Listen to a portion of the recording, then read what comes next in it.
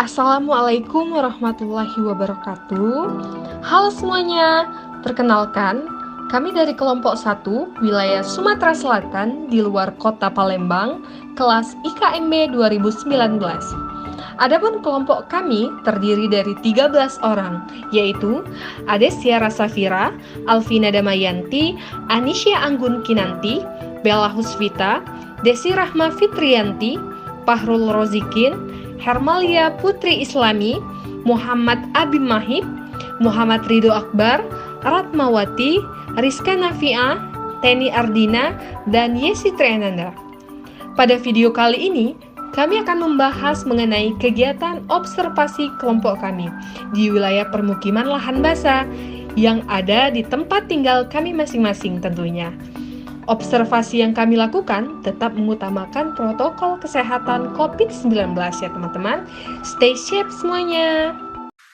Observasi ini dilakukan di 9 kecamatan, yaitu Kecamatan Indralaya, Kecamatan Indralaya Utara, Kecamatan Pemulutan Selatan, Kecamatan Prabu Muli Timur, Kecamatan Prabu Muli Selatan, Kecamatan Tulung Selatan, Kecamatan Jejawi, Kecamatan Muara II, Kecamatan Air Kumbang.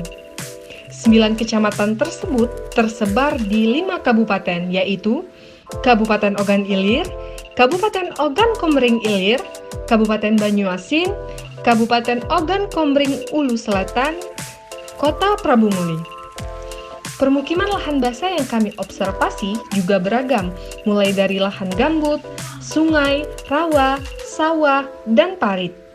Untuk lebih lanjut, yuk kita lihat hasil dari observasi yang kelompok kami lakukan.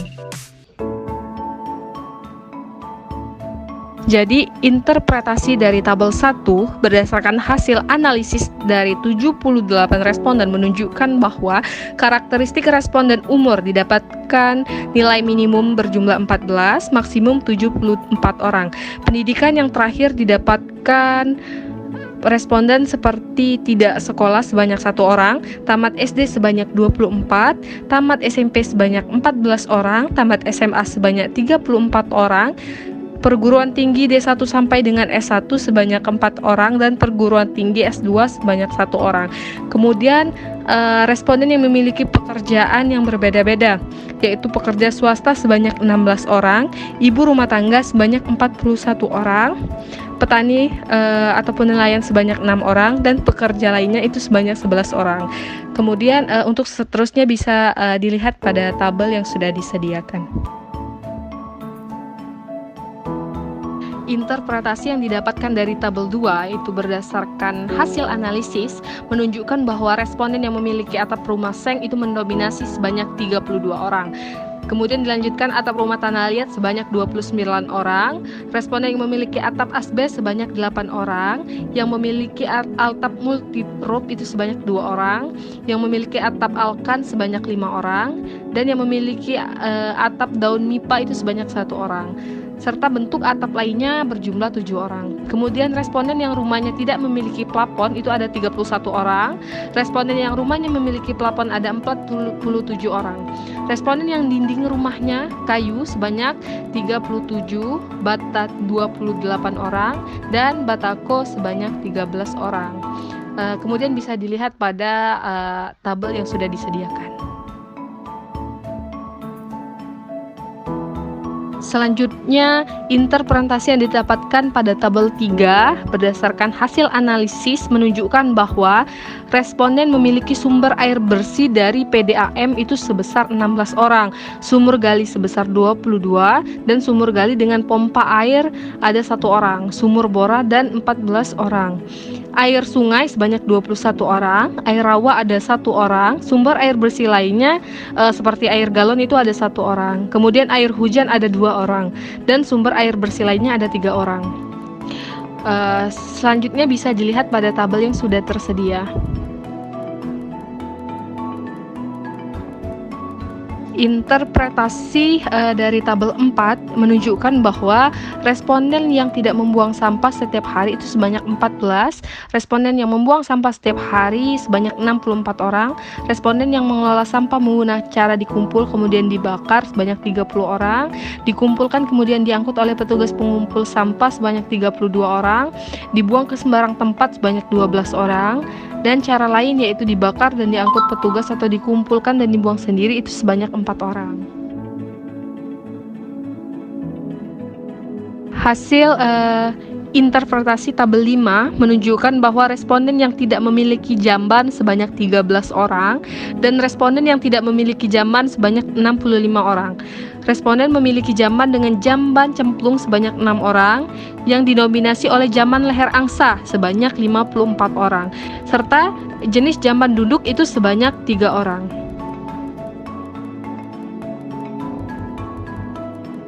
Interpretasi yang didapatkan pada tabel 6 menunjukkan bahwa responden yang tempat tinggalnya tidak rawan banjir sebanyak 46 orang dan responden yang tempat tinggalnya rawan banjir sebanyak 32 orang. Responden yang tempat tinggalnya tidak rawan kabut asap kebakaran lahan sebanyak 60 orang dan responden yang tempat tinggalnya kabut asap kebakaran lahan itu sebanyak 18 orang. Ini menunjukkan bahwa responden yang memiliki rawan banjir itu cukup banyak dibandingkan dengan responden yang memiliki rawan kabut asap. Interpretasi dari tabel 7 menunjukkan bahwa responden yang tidak memiliki anggota sakit dalam kurun waktu 1 tahun terakhir sebanyak 36, responden yang memiliki anggota sakit dalam 1 tahun terakhir itu sebanyak 42 orang. Kemudian anggota keluarga yang sakit tersebut berupa anak, bapak, dan istri. Kemudian jenis penyakit yang diderita yaitu penyakit menular sebanyak 14 orang dan penyakit tidak menular sebanyak 32 orang. Hasil interpretasi dari tabel 8 menunjukkan bahwa responden yang kadang-kadang mencuci tangan menggunakan sabun sebanyak 31 orang dan selalu mencuci tangan menggunakan sabun sebanyak 47 orang.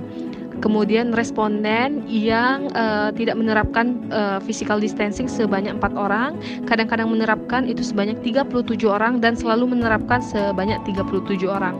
Kemudian responden yang kadang menggunakan masker ketika keluar rumah sebanyak 30 orang dan responden yang selalu menggunakan masker ketika keluar rumah sebanyak 48 orang. Responden yang tidak pernah langsung mandi atau mengganti baju setelah sampai rumah itu sebanyak 13 dan kadang-kadang mandi itu berjumlah 43 orang. Dan selalu langsung mandi dan ganti baju setelah sampai di rumah itu sebanyak 22 orang. Untuk hasil selanjutnya bisa dilihat pada tabel yang telah dipaparkan. Kesimpulan yang didapatkan dari hasil survei di wilayah permukiman lahan basah di Provinsi Sumatera Selatan dengan total sebanyak 78 responden, sebagian besar rumah di permukiman lahan basah Sumatera Selatan termasuk dalam kategori rumah sehat karena memiliki atap dari seng, memiliki plafon, berdinding, dan berlantai kayu. Air yang digunakan oleh masyarakat sekitar sudah bersih dan telah memenuhi syarat kualitas air minum. Sarana pembuangan sampah pada masyarakat, terkhususnya di daerah Sumatera Selatan, masih belum sesuai. Hal ini dikarenakan sarana pembuangan sampah yang dimiliki sebagian masyarakat masih bersifat tidak kuat serta tidak tertutup rapat.